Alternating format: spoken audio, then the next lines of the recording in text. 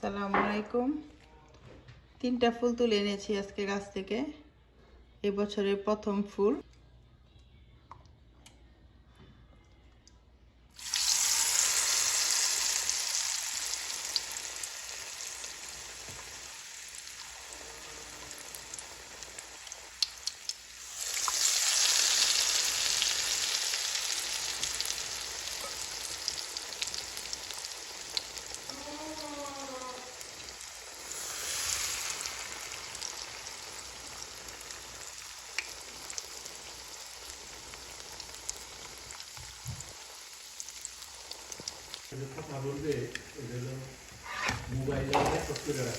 হ্যাঁ,